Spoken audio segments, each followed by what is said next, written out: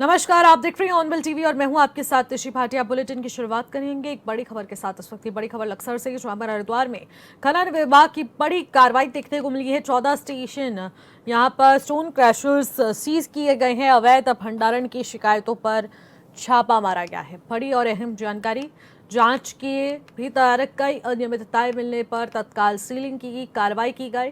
क्रैशरों की पैमाइश कर ई रवन्ना पोर्टल पर भी अस्थायी इसे बंद कर दिया गया है। विभागीय प्रवर्तन दल ने मौके पर सख्त एक्शन लिया है। 10 करोड़ से ज्यादा के अवैध भंडारण की शिकायत यहां पर थी।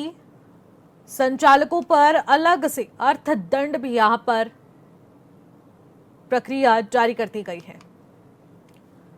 बड़ी जानकारी इस वक्त की लक्सर से, जहां पर स्टोन क्रैशर्स मशीन को सील करने की कार्रवाई की गई। कहा गया था कि अवैध भंडारण हो रहा है, जिसके चलते अब इस तरीके की व्यवस्थाओं पर रोक लगाने के लिए बड़ा एक्शन।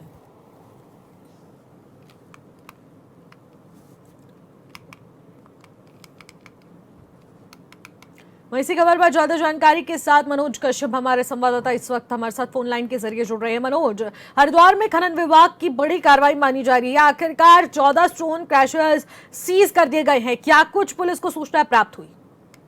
बिल्कुल देखिए, लगातार हमने देखा कि उत्तराखंड प्रदेश में लगातार जो विपक्ष है वो भी खनन का मुद्दा उठाते हुए दिखाई देती थी, चाहे सदन हो या फिर अलग अलग जगहों पर सड़कों पर प्रदर्शन किए जाते थे। लगातार जो सरकार को घेरा जाता था वो अवैध खनन को लेकर घेरा जाता था। इसी क्रम में लगातार हमने देखे कि जो पुलिस विभाग है लगातार कार्रवाई भी करते हैं, लेकिन हालांकि अभी बीते 2 दिनों में यहाँ पे 2 बड़ी कार्रवाई है, जिसमें सबसे पहले यहाँ पे जो जगरेड़ा थाने क्षेत्र की जो इकबालपुर चौकी थी, वहां पे तमाम जो पुलिस कर्मी थे, यानी कि जो पूरी चौकी थी, उसको यहाँ पे निलंबित भी किया गया था। हालांकि एसएसपी की तरफ से बड़ी कार्रवाई यहाँ पे की जा रही थी, लेकिन इसी क्रम में ठीक 2 दिन के बाद में जो खनन विभाग है उसने भी बड़ी कार्रवाई यहाँ पे की। करीब जो 14 स्टोन क्रैशर थे उनको भी यहाँ पे सील किया गया। बताया ये भी जा रहा है कि करीब 10 करोड़ से अधिक का जो जुर्माना था वो उनके ऊपर लगाया गया। यानी कि साफ तौर से कहा जा सकता है कि अब कहीं ना कहीं सरकार जो अवैध खनन मनोज, होता है अवैध भंडारण की भी सूचना प्राप्त हुई, उसको लेकर फिलहाल जांच में क्या कुछ निकल कर सामने आया है?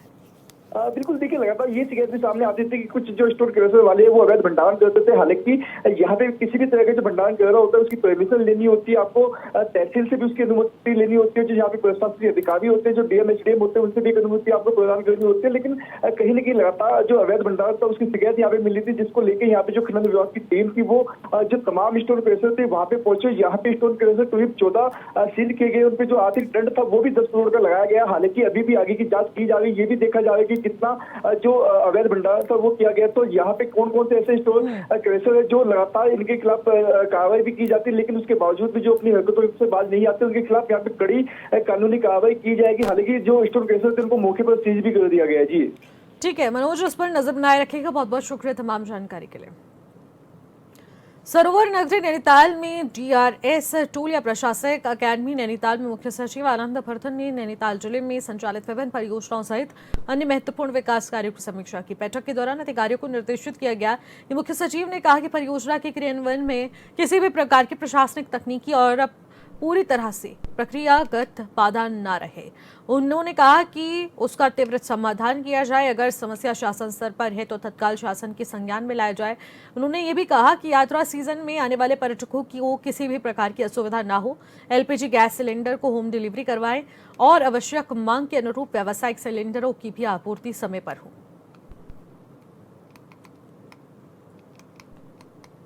प्रदेश में कानून व्यवस्था और भ्रष्टाचार के मुद्दे पर बीजेपी ने सरकार का पक्ष रखा है। प्रदेश प्रवक्ता हनी पाठक ने कहा कि सरकार इन सभी मामलों को गंभीरता से देख रही है और लगातार सख्त कार्रवाई की जा रही है। उन्होंने कहा कि उत्तराखंड में भ्रष्टाचार और अपराध के मामले में 200 से ज्यादा गिरफ्तारियां की जा चुकी हैं। साथ ही महिलाओं की सुरक्षा को लेकर भी सरकार पूरी तरह संवेदनशील है और जहां भी कोई दोषी पाया जाएगा उसके खिलाफ एक्शन लिया जाएगा।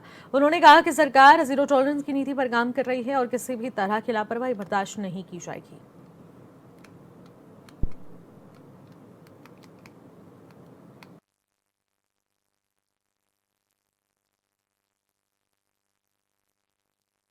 क्या सरकार को सोचना चाहिए इस तरफ भी गंभीरता से? देखिए, ऐसा है, सरकार गंभीरता से इन सभी चीज़ों को देख रही है और अगर आप देखें तो 200 से ज़्यादा गिरफ्तारियां हमारे उत्तराखंड में भ्रष्टाचार को लेकर और अपराधों को लेकर करी गई है। इसी क्रम में महिलाओं की सुरक्षा को देखते हुए सरकार लगातार गंभीरता अपना रही है। जहां भी कोई पाया जा रहा है वहां के पुलिस थाने में थानाध्यक्ष को सस्पेंड भी किया जा रहा है, पूरी की पूरी चौकी को भी हटाया जा रहा है। तो उसको लेकर सरकार संजीदा है और गंभीरता से ले रहा है और यदा कदा किसी तरह का मामला अगर इस तरह का सामने आता है तो उसको भी गंभीरता से ही सरकार ले रही है। प्रदेश में गैस सिलेंडर की किल्लत को लेकर फैल रही खबरों के बीच वक्फ बोर्ड के अध्यक्ष आदाब शम्स ने स्थिति साफ की है। इस मुद्दे पर बोलते हुए उन्होंने कहा कि अगर जमाखोरी ना हो तो किसी से कहीं तक सिलेंडर की कोई कमी नहीं है। उन्होंने कहा कि मुख्यमंत्री पुष्कर सिंह धामी भी स्पष्ट कर चुके हैं कि प्रदेश में गैस की पर्याप्त उपलब्धता है और किसी तरह की कोई दिक्कत नहीं है। उन्होंने लोगों से अपील की है कि अफवाहों पर ध्यान न दें, क्योंकि वर्तमान में गैस आपूर्ति पूरी तरह से सामान्य है और अभी भी किसी तरह की कोई परेशानी होने की संभावना बिल्कुल नहीं है। मिल रहा है कि जिस तरह से सिलेंडर नहीं मिल रहा, लोगों को घर में इफ्तारी करने में समस्या मिल रही है, इसको आप किस तरह से देखते हैं? मैं ये मानता हूं कि अगर जमाखोरी ना करे तो कहीं से कहीं तक कोई सिलेंडर की दिक्कत नहीं है। माननीय मुख्यमंत्री जी का इसमें वक्तव्य आ गया है। हमारे यहाँ किसी तरह की कोई दिक्कत नहीं है, सब कुछ मौजूदा है और कहीं से कहीं तक कोई दिक्कत होने वाली नहीं। बीजेपी के भीतर चल रहे अंदरूनी खींचतान को लेकर सियासत तेज हो गई है। बद्री केदार मंदिर समिति के पूर्व अध्यक्ष अजेंद्र अजय की सोशल मीडिया पर सामने आई नाराजगी के बाद अब कांग्रेस नेता हरक सिंह रावत ने भाजपा पर कड़ा हमला बोला है। उन्होंने कहा कि रामशरण नौटियाल, अजेंद्र अजय और अरविंद पांडे, दिलीप रावत, सांसद त्रिवेंद्र सिंह रावत और अनिल बलूनी जैसे नेताओं के बयान से साफ दर्शाते हैं कि बीजेपी कई गुटों में बंट चुकी है। उन्होंने आरोप लगाया कि बीजेपी के अपने ही विधायक सरकार को घेर रही हैं, जिससे पार्टी के अंदर असंतोष और गुटबाजी खुलकर सामने आ रही है। कालाबाजारी हो रही है। त्रिवेंद्र रावत जी माननीय सांसद हमारे हरिद्वार के, वो पार्लियामेंट में प्रदेश में भ्रष्टाचार के मुद्दे को उठाते हो, आपदा के मुद्दे को उठाते हो कि वहां रात ठीक से नहीं हो रही है। ये साबित करता है कि आपने अनिल बलूनी जी सांसद पौड़ी गढ़वाल पार्लियामेंट में उठा रहे हो, जो प्रदेश सरकार का काम था उसको केंद्र के पार्लियामेंट में उठा रहे हो।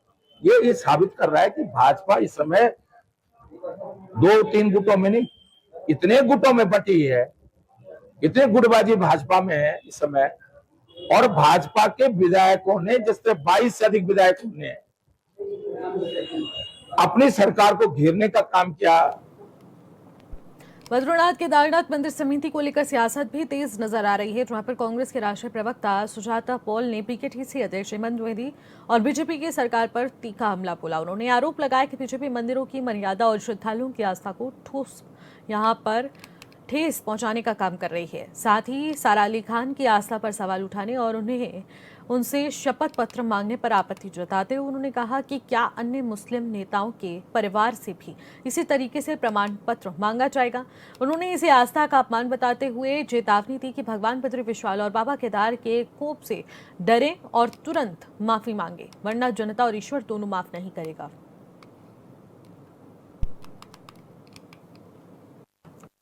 विनाश काले विपरीत बुद्धि, और जो अहंकार भाजपा की उत्तराखंड की धामी सरकार का है, क्योंकि फेल हो चुके हिंदू मुसलमान करवाने की कोशिश में अब बद्री केदार मंदिर समिति के अध्यक्ष हेमंत द्विवेदी बाहर से हो तुम्हारी हिम्मत कैसे हुई कि उत्तराखंड राज्य जो महिलाओं के बलिदानों से बना हुआ राज्य है, वहां पे एक बेटी, एक मातृ शक्ति के ऊपर प्रहार करो।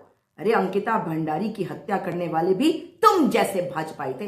तुम्हारी हिम्मत कैसे हुई कि बाबा केदार और उनके भक्त के बीच में आ जाओ। सारा अली खान से मांग रहे हो तुम शपथ पत्र, उसकी आस्था पे, उसके विश्वास पर, उसके भगवान के साथ उसके रिश्ते पर सवाल उठा रहे हो बेशरम।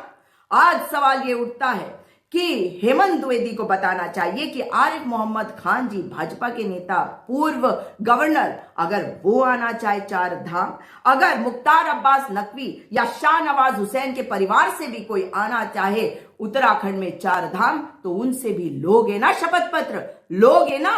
और इस वक्त जो बिहार के गवर्नर है, यानी कि लेफ्टिनेंट जनरल सैयद अता हसनैन, जिनके पिता मेहदी हसन जिन्होंने गढ़वाल राइफल्स को रेज किया। अगर वो आना चाहे 4 धामों में तो उनको भी रोक दो। हम लोग आगे बढ़ेंगे। 4 धाम यात्रा को लेकर बड़े फैसले को लेकर लगातार सियासी घमासान है। अब बड़ा फैसला भी ले लिया गया है। दरअसल बद्री केदार मंदिर समिति ने मंदिर परिसर में मोबाइल फोन के उपयोग पर सख्ती से निर्णय लिया है। बोर्ड की बैठक में इस प्रस्ताव को मंजूरी दी गई है और इसके बाद अब इसके लिए एक एसओपी भी तैयार की जा रही है। वहीं समिति के अध्यक्ष ने बताया कि देश के प्रमुख धार्मिक स्थल जैसे सोमनाथ, काशी विश्वनाथ, महाकाल और बालाजी मंदिर की तर्ज पर यह फैसला लिया गया है। केदारनाथ धाम में मंदिर परिसर में दर्शन के बाद भी श्रद्धालु और कई यूट्यूबर लंबे समय तक यहाँ रुकते हैं, जिससे अन्य श्रद्धालुओं को दर्शन में दिक्कत होती है। तीर्थ पुरोहितों और यात्रा से जुड़े लोगों की मांग है, जिसके बाद ये प्रस्ताव पारित किया गया। इसके बाद मंदिर परिसर के निर्धारित दायरे करीब 50 से 60 मीटर के अंदर मोबाइल फोन के उपयोग पर प्रतिबंध रहेगा। बोर्ड द्वारा यह सर्वसम्मति से प्रस्ताव पारित हो गया है और इस पर एक एसओपी बन रही है। एक सब कमेटी बनाने के बाद में एक एसओपी हमने बनाई है कि वो मंदिर परिक्षेत्र के अंदर कितनी सीमा के अंदर, क्योंकि देश भर के अंदर जितने भी धाम हैं, आप चाहे सोमनाथ जी चले जाइए, चाहे आप काशी विश्वनाथ चले जाइए, चाहे उज्जैन महाकाल चले जाइए, चाहे तिरुपति बालाजी चले जाइए, चाहे आप श्राइन बोर्ड जम्मू कश्मीर में वैष्णो माता वैष्णो देवी में जाइए, सब जगह, क्योंकि यात्रियों की संख्या को देखते हुए आप देखते हैं कि केदारनाथ के अंदर जो चबूतरा है मंदिर परिसर का भाग है, दर्शन करने के बाद भी जो है कि काफ़ी देर तक जो है वहाँ पर तीर्थयात्री, और कुछ तीर्थयात्री के नाम पर मैं कह सकता हूँ कुछ यूट्यूबर और ब्लॉगर भी हैं जो लंबे समय से चल रहा था, तो उसको लेकर क्या रहता है कि बहुत सारी दिक्कतें वहाँ पर जो सामान्य तीर्थयात्री हैं उनको दर्शनों में दिक्कत होती है, क्योंकि दर्शन करने के बाद भी वो काफ़ी देर तक मंदिर परिसर के पास में रहते हैं, उससे कहीं ना कहीं अव्यवस्थाएं रहती हैं। तो सभी लोगों की मांग थी उसमें, हक हकूकदारी तीर्थ पुरोहितों की और सभी जो यात्रा से जुड़े हुए जो सभी लोग हैं, उन्होंने कहा था कि इसको पूर्णतः प्रतिबंधित करना जाना था। उसी निमित्त बोर्ड से ये प्रस्ताव पारित हो गया है, उसकी एसओपी जारी हो गई और उसके लिए एक सीमा तय की गई है कि 60 मीटर 50 मीटर तक जो भी स्थान उसकी एसओपी बन रही है, लेकिन ये तय किया गया है कि मंदिर परिसर और गर्भगृह के आसपास में वो मोबाइल पूरी तरह से प्रतिबंधित रहेंगे। लोकपाल वैली में लक्ष्मण गंगा घाटी से सटे पुलना गांव में एक आवासीय भवन में पहाड़ी से विशाल बोल्डर आकर गिर गया, जिसे बता दें कि आवासीय भवन क्षतिग्रस्त हुआ है। गनीमत ये रही कि घटना के समय घर में कोई भी जो भी मौजूद था वो सुरक्षित है। वहीं बोल्डर गिरने की गड़गड़ाहट भरी आवाज से इलाके में हड़कंप मच गया। सूचना मिलते ही ज्योतिर्मठ तहसील प्रशासन ने संज्ञान लिया और राजस्व विभाग की एक टीम तत्काल मौके पर पहुंच गई। ज्योतिर्मठ में उपजिलाधिकारी चंद्रशेखर विशिष्ट ने बताया है कि राजस्व टीम गांव में पहुंच चुकी है और नुकसान का विस्तृत जायजा लिया जा रहा है।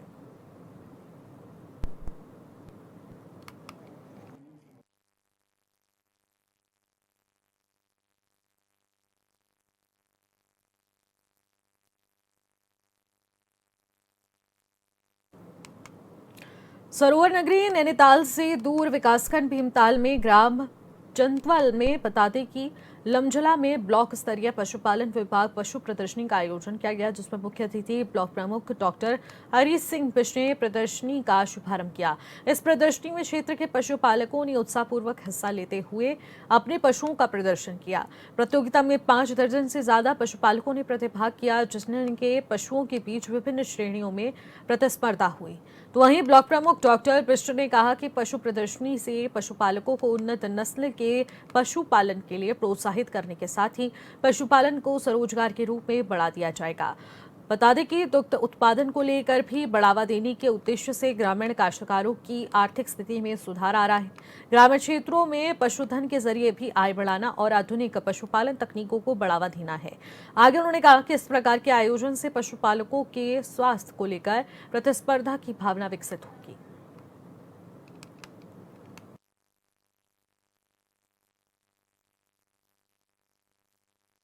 देखिए, ये पहले दूसरी ग्राम पंचायतों में होता था। यहाँ पर पशुपालक कभी भी सहयोग नहीं करते थे। पहली बार जंतवाल गांव के लमझाला में पशुपालकों के द्वारा सहयोग किया गया और काफ़ी संख्या में यहाँ पर अपने पशुओं को लाए हैं।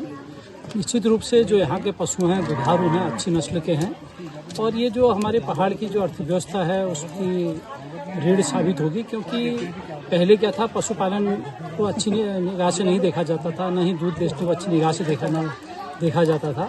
लेकिन आज क्या है कि लोग अपने पशुपालन के प्रति उनका प्रेम बढ़ा है और लोग पशुपालन को अपनी आय का मुख्य स्रोत बना रहे हैं, जिसके तहत आप देख रहे हैं कि चारों तरफ जानवरों का यहाँ पर जमावड़ा लगा है और सबसे अच्छी बात यह है कि आज एक चैंपियन गाय चुनी गई और बाकी जो गायें थी प्रथम द्वितीय तृतीय गाय या भैंस या अन्य जानवरों पर प्रथम द्वितीय तृतीय, ये एक पुरस्कार नहीं, ये उनका मनोवैज्ञानिक दबाव उन पर है कि किस प्रकार से वो अपना आर्थिकी बढ़ाने के लिए पशुपालन पर आगे के लिए काम करें।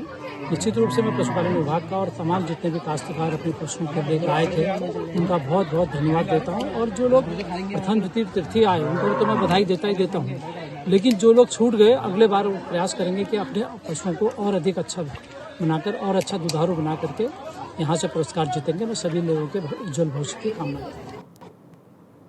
ऋषिकेश के मणिकूट पर्वत स्थित मां त्रिपुरा सुंदर शिव शक्ति धाम आश्रम में चैत्र नवरात्रि पर विशेष धार्मिक आयोजन का भव्य कार्यक्रम जारी है। श्री श्री श्री 1008 बता दें कि हरिओम महाराज की सानिध्य में यहाँ विशेष यज्ञ अनुष्ठान और पूजा अर्चना का आयोजन किया जा रहा है, जिसमें दूर दूर से श्रद्धालु बड़ी संख्या में पहुंच रहे हैं। महाराज ने बताया कि 19 से 27 मार्च तक का समय अत्यंत शुभ और दुर्लभ योग का संयोग है। इस दौरान 27 नक्षत्रों और नवरात्रि तिथियों का विशेष मेला भक्तों की मनोकामनाओं की पूर्ति करने वाला माना जाता है। आश्रम में 11 कुंडिया यज्ञ लगातार संचालित हो रही है, जहां श्रद्धालु स्वयं आहुति देकर पुण्य लाभ अर्जित कर रहे हैं। मुख्य बता दें कि यज्ञशाला में भक्तों के लिए विशेष व्यवस्थाएं की जा रही है। नवरात्रे में 19 मार्च से 27 मार्च नवरात्र का पर्व आ रहा है। सभी पूर्ण हर्षोल्लास के साथ पर्व मनाएं। और 27 तारीख को पूर्णाहुति है। 27 मार्च को योग संयोग से यहाँ त्रिपुर सुंदरी चौथी महाविद्या की प्रतिष्ठा है और वो 27 मार्च को है 2022 में। 27 नक्षत्र होते हैं। इस 27 मार्च की पूर्णाहुति में सभी लोग सम्मिलित हों और सम्मिलित होकर अपनी मनोकामना पूर्ण करें। और शिव शक्ति दोनों का यहाँ 13 ज्योतिर्लिंग की स्थापना भी पीछे शिवरात्रि को हुई थी, तो शिव और शक्ति दोनों के दर्शन होंगे और यज्ञ होगा। निश्चित रूप से एक सकारात्मक ऊर्जा की अनुभूति होगी और आपकी मनोकामना पूर्ण होगी। पिछले दिनों महाशिवरात्रि के उपलक्ष्य में मणिकूट धाम पर 12 ज्योतिर्लिंगों की प्राण प्रतिष्ठा हुई थी, जिसके बारे में मुझे कुछ साथियों के माध्यम से पता लगा था कि एक नए जगह पे 12 ज्योतिर्लिंगों के स्वरूप की प्राण प्रतिष्ठा होने जा रही है, जो कि एक अपने आप में अनुभूति है। प्राण प्रतिष्ठा के समय महाशिवरात्रि के उपलक्ष्य में भी मुझे यहाँ आने का सौभाग्य प्राप्त हुआ और जब मैं यहाँ आया था तो उस टाइम काफ़ी संख्या में, हजारों की संख्या में श्रद्धालु देश भर से आए हुए थे। वो आनंद प्रकृति का मिलने के बाद दोबारा मेरा आने का मन हुआ कि दोबारा से जाकर मैं आराम से 12 ज्योतिर्लिंगों की दर्शन करूं, पूजा करूं। मेरी इच्छा हुई थी कि मैं भी ज्योतिर्लिंगों के दर्शन करूं और समय का अभाव लगा लो या प्रभु की इच्छा लगा लो कि अभी तक ऐसा सौभाग्य मुझे प्राप्त नहीं हो पाया कि मैं भिन्न भिन्न स्थानों पर जाके 12 ज्योतिर्लिंगों के दर्शन कर पाऊं। लेकिन आश्चर्य हुआ, मुझे एक स्वप्न आया कि मुझे पता चला कि चित्रकूट पर्वत, मणिकूट पर्वत है और मणिकूट पर्वत पे 12 ज्योतिर्लिंगों के दर्शन में एक साथ कर सकता हूँ। तो मुझे लगा कि इससे बड़ा सौभाग्य प्राप्त मैं कभी भी नहीं कर पाऊंगा। एक ही समय में एक ही स्थान पे 12 ज्योतिर्लिंगों के दर्शन होना अपने आप में बहुत ही अद्भुत है और ईश्वरीय कृपा है कि एक साथ में कोई भी व्यक्ति, और वो कोई आम व्यक्ति नहीं होगा जिसको एक साथ 12 ज्योतिर्लिंगों के दर्शन करने पड़ेंगे, का सौभाग्य मिलेगा। क्योंकि भिन्न भिन्न स्थानों पे जाके प्रभु इच्छा हो ना हो और आज मैं वो सौभाग्य प्राप्त करने वाला, मुझे लगता है कि मेरा दिल इतना प्रसन्न है कि एक ही जगह पे आके मणिकूट पर्वत पे मुझे 12 ज्योतिर्लिंगों के दर्शन करने का सौभाग्य प्राप्त हुआ। साथ ही मुझे पता चला कि यहाँ पे यज्ञ सम्राट भी रहते हैं, उनका भी मुझे दर्शन सानिध्य प्राप्त हुआ, आशीर्वाद मिला।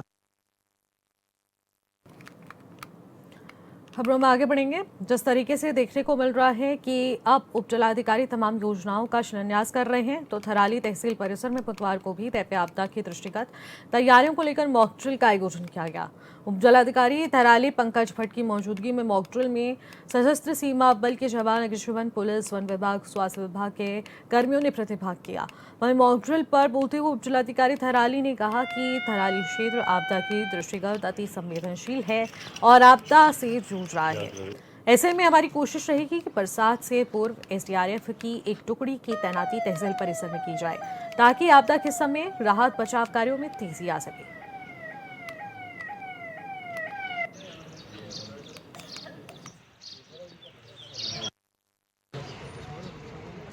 दो लोग थे, उनको हमने अपने ही जो हमारे एम्बुलेंस थी उसमें कुछ डॉक्टर्स हमारे मौजूद थे, तो उनके द्वारा हमने जो है फर्स्ट एड उनको दिया गया, इसमें सीपीआर दिया गया। और एक को मामूली खरोंचा थी, तो उनको जो है प्राथमिक उपचार के बाद उनको जो है यहीं से छोड़ दिया गया। तो इस तरह से जो है लगभग 11:05 में हमारे पास सूचना मिली और लगभग 15 से 20 मिनट के अंदर जो है हम लोगों ने पूरा रेस्क्यू ऑपरेशन हमारा जो है सफल रूप से जो है इसको अटेंड कर लिया था। स्टार्टिंग अभी हमारी बात चल भी रही थी, तो एक जो हमारा IRS है, इंसिडेंट रिस्पॉन्स सिस्टम, उसकी सहायता से हम लोग एक मीटिंग बहुत जल्द करने वाले हैं। और हमारी कोशिश रहेगी कि SSB एल्गोरिथम तो पास है, लेकिन जो हमारे SDRF के मेन जो यूनिट है, जिनकी बहुत महत्वपूर्ण भूमिका रहती है आपदा और बचाव में, तो उनकी हम आपदा से पहले इस बार जो है जून में ही जो है एक यूनिट को हम सोच रहे हैं कि हम अपने पास तहसील क्षेत्र में ही कहीं शिफ्ट करवाने की कोशिश कर रहे हैं, जिससे जो है कि इस तरह की घटना की अगर कहीं भी कुछ होता है तो तुरंत जो है राहत और बचाव कार्य सुचारू रूप से शुरू किया जा सके। अल्मोड़ा नगर के हुक्का क्लब में 19 मार्च से महिला रामलीला का आयोजन किया जा रहा है। महिला रामलीला की सचिव बता दें कि सगुन हरियागी ने बताया है कि कल 19 मार्च को पहले सांस्कृतिक झांकी निकाली जाएगी और उसके बाद शाम 6 बजे से महिला रामलीला का मंचन हुक्का क्लब में आयोजित किया जाएगा, जो 10 दिनों तक चलेगा।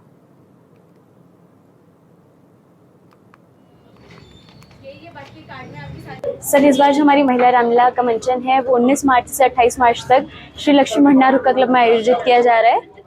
जिसी के उसमें हम लोगों ने कल एक झांकी का आयोजन किया है, जो कि हमारी 10 बजे सुबह नंदा देवी प्रांगण से प्रारंभ होगी और मुरली मनोहर मंदिर तक का जाएगी। एक नए तरीके के हमने झांकी का आयोजन किया हुआ है। मैं सभी से निवेदन करूँगी कल आप झांकी पर जरूर आएँ। झांकी या रामलीला? हमारी रामलीला 19 मार्च से शुरू होगी, 28 मार्च तक के चलेगी। मौजूदा वक्त में उत्तराखंड की राजनीति में ग्रीष्मकालीन राजधानी गैरसैंण की चर्चा तेज है। क्षेत्रीय दल UKG ने चुनाव से पहले प्रदेश भर में मोर्चा खोल दिया है, तो कांग्रेस ने चुनाव से पहले भी गैरसैंण को स्थायी राजधानी बनाने की घोषणा कर दी है, लेकिन सत्ताधारी पार्टी BJP ने गैरसैंण पर बहुत ज्यादा कुछ नहीं कहा है।